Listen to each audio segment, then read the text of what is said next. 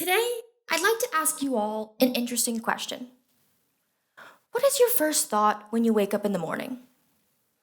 Is it a form of annoyance from your alarm clock? Or maybe even a grumbling stomach anticipating breakfast? Whatever that first thought might be, it is quickly washed away by the preparation for work. Whether that work be high school, college, an office job, or anything else, the reality is that for most people, thoughts of work are soon to follow once we first arise from bed. And once you come back home from that work, there are various sets of tasks awaiting your return, leaving you fully occupied as you complete them one by one until you fall asleep and do it all over again. You repeat this cycle day by day because if you don't, then you'll fall behind and be forced to work even harder to make up for it. What I mean to say is this: life is rushed. It's chaotic, hectic, and overwhelming from the second we wake up to the second we fall back asleep. And why is that? The answer to this question is one many of you probably already know. We live in a consumerist society that is dependent on us consumers, well, consuming. But more specifically, we are all stuck in a rat race. The rat race was a term coined in the early 19th century and was used to describe differentiating rats with ribbons in a literal race between rats. Nowadays, it is used to refer to a fierce, competitive, and relentless pursuit of goals that leads to one living repetitively and endlessly. The idea is that the grass is always greener on the other side, and that we'll work so hard to cross that fence, only to find even greener grass behind another one. As a junior in high school, I've heard from everyone around me that I should work hard in school so that I can get into a good college. Because a good college means a good job, and a good job means a lot of money. And years of making a lot of money means that I'll finally be able to buy that towering castle at the top of a hill, secured behind a white picket fence. But then, what comes next? Supposedly, happiness was right around the corner. And if I just kept working harder and harder and more, I'd eventually be happy. That's what the rat race is. The idea that your hard work will always pay off. An illusion of contentment masked behind years of enslaving yourself toward an unfulfilling goal. Because the truth is, we'll never be fully happy. We can be happy, but never happy enough. Our society won't allow it. Rampant consumerism fuels it as a desire to always want more, no matter what we already have. According to US Bank, 68% of the nation's GDP is personal consumption expenditures. And that is because our world is designed to program in us a consumerist mindset. For example, have you ever wondered why there are rows of snacks by the register, especially candy found in the lower sections? This is because stores anticipate that after a long day of shopping, you'll be tired, and those snacks serve as a reward for you, while the candy that is meticulously placed where your child can reach serves as a treat for them. Because let's be honest, by a show of hands, raise your hand if you've ever walked into a store thinking you were going to get this one thing and ended up leaving with much more. Yeah, me too. Necessities like milk and eggs are always found far from the entrances of grocery stores, so that you're forced to see other products and end up buying things you hadn't intended on. There's a reason that you always get lost in IKEA. It isn't so big and confusing by mistake because it was purposely designed that way in order to enact this specific marketing tactic. The thing is, there are all these tiny traps everywhere that exist to get you buying and wanting more. And that desire keeps compounding onto itself until the sole contributor of your happiness becomes materialistic wants. But will those materialistic things actually make us happy? Initially, they might, until we find something better to replace it, and something even better to replace that.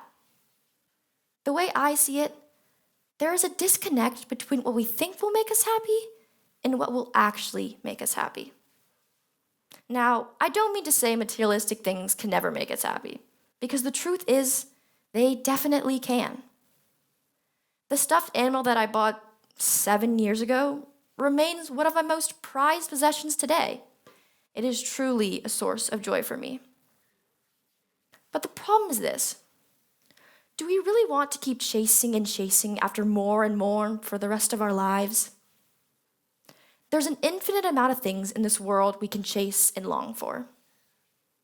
Most of us will never even reach that white picket fence dream. And even if we do, what happiness lies for us after that? Will we just keep chasing until there's nothing left in this world to conquer? Maybe the idea of constantly chasing after something doesn't sound so bad to you. It could be a constant source of motivation because there's always something to look forward to. After all, it's true humans like to work hard for success. A video game wouldn't be so fun if you could just skip the journey and go straight to the end prize. But I'm here because I want to offer a solution that would allow us to work hard for our dreams without losing ourselves and our values to an unforgiving world. We don't have to just quietly quit or realize that the happiness was inside of us all along. What if there was a way we could learn about ourselves and the things we value in a way that would free us from the consumerist psyche that keeps us at the margin and chasing after the next best thing?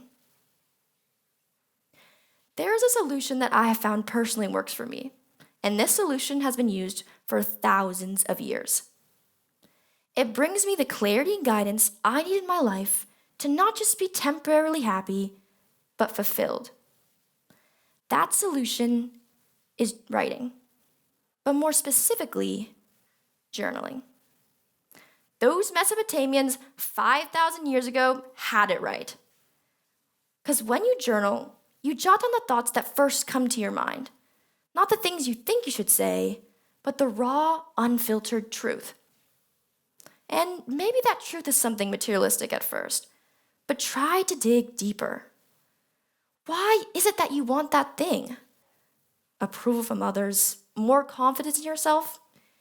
You might end up finding out that the things you want are just part of an iceberg you've only looked at the tip of. Journaling can help us discover what it is we actually value and want.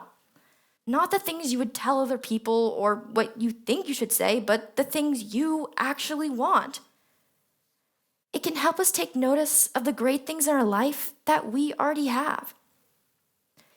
For me, journaling has helped me realize my dream of publishing a book one day, discover that my passion for poetry could be more than just a silly hobby, and many more things that have shed light on the way I want to live my life and the legacy I will leave behind. Journaling can not only improve our lives, but the lives of our community and the people closest to us. Now, there are numerous surveys that tell us what people say they value most is friends and family. But if we were to think about something that we want that would make us happy, 99% of the time, it would be something self-benefiting. Freeing ourselves from our selfish ways is another one of the ways that journaling can help us.